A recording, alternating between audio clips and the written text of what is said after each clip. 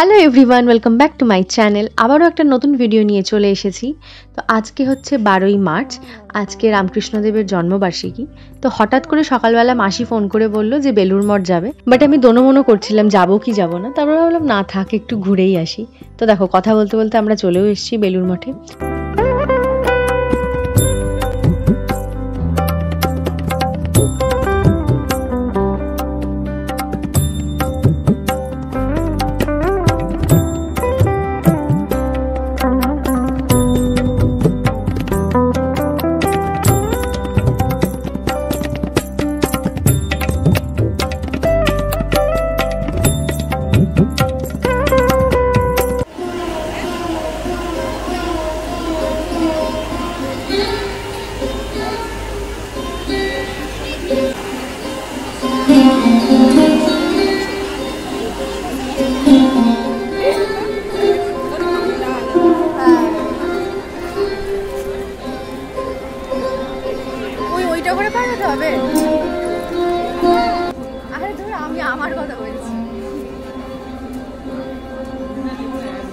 বেলুড় মঠে কিছুক্ষণ সময় কাটানোর পর আমরা বেরিয়ে পড়লাম ফেরিঘাটের উদ্দেশ্যে।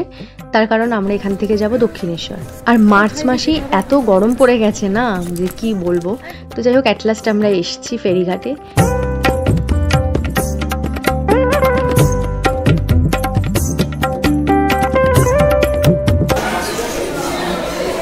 এখান থেকে টিকিট কেটে আমরা এখন যাব দক্ষিণেশ্বর। এইখানটা এসে শান্তি হচ্ছে না, একটু ঠান্ডা ঠান্ডা হাওয়া আছে। যা রোদ্দুর উঠেছে আজকে, বাপরে বাপ। প্রায় আধ ঘন্টার ওপর ওয়েট করার পর অ্যাট লাস্ট এসছে জলযান। তো চলো এবার যাওয়া যাক।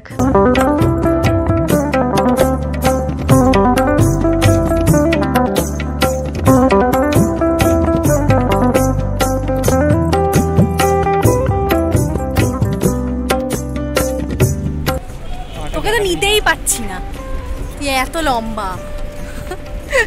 এটা হচ্ছে অপারেশনের পর, হাতের অপারেশনের পর, হাতের অপারেশনের পর পায়ের সমস্ত জায়গা দিয়েছে। দক্ষিণেশ্বরে নেবেই আমরা চলে গেলাম পুজোর ডালা কিনতে, যেহেতু মায়ের কাছে পুজো দেবো। তো আমি শুধু ভাবছিলাম যে ঠাকুর টানালে সত্যি কতটা কি হয়। মানে কোনো প্ল্যানই ছিল না পুজো দেওয়ার। আর বাড়িতে আমরা বসে বসে প্ল্যান করি যে আজকে মায়ের কাছে যাব পুজো দেবো, আজকে দক্ষিণেশ্বর যাব পুজো দেবো, কিন্তু সেটা হয়েই ওঠে না। কিন্তু যখন সত্যি সত্যি ঠাকুর টানাবেন তখন সেটা যেভাবেই হোক হয়ে যাবে। যেমন আজকে কোনো প্ল্যানিংই ছিল না যে যাবো পুজো দেবো। তো যাই হোক, অ্যাট লাস্ট পুজো দিয়ে চলে এসেছি। আর ভেতরের তো কোনো ভিডিও ক্যাপচার করা যাবে না, ওখানে ফোন অ্যালাউ না।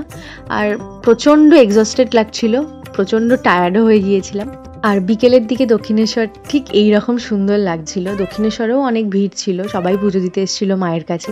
তো ওখানে একটু সময় কাটিয়ে এবার তো বাড়ির দিকে রওনা দিতে হবে। তো চলো বাড়ির দিকে যাই। কি কিনছো তোমরা এখানে? কিরকম কানের? এরম কানের অক্সিডাইজের? হ্যাঁ, আগের বারে দিয়েছিল এটা। হ্যাঁ বলো। হ্যাঁ, এগুলো কত করে? তোমার জন্য 30 টাকা। ও, আমার জন্য 30 টাকা। তুমি বসা চাইছো না একটু ঝোলা চাইছো? এরকম ছোটর মধ্যে খুব, এইগুলো যেমন খুব বড় বড় দেখো। হ্যাঁ, এই তো এটা ভালো লাগছে। এটা ভালো লাগবে। ভালো লাগছে এটা।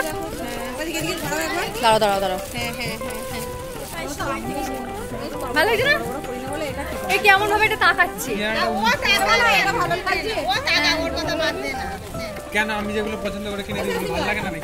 তো ঘোরাঘুরি কেনাকাটি অনেক কিছু হলো। এবার আমরা যাব বাড়ির দিকে, ওয়েট করছি ট্রেন আসার জন্য। আর এখানে বেচারা আদির প্রচণ্ড ঘুম পেয়েছে, সেই সকাল 6টায় উঠেছে। আর এখন অলমোস্ট বাজে 7টা, ও আর পারছে না।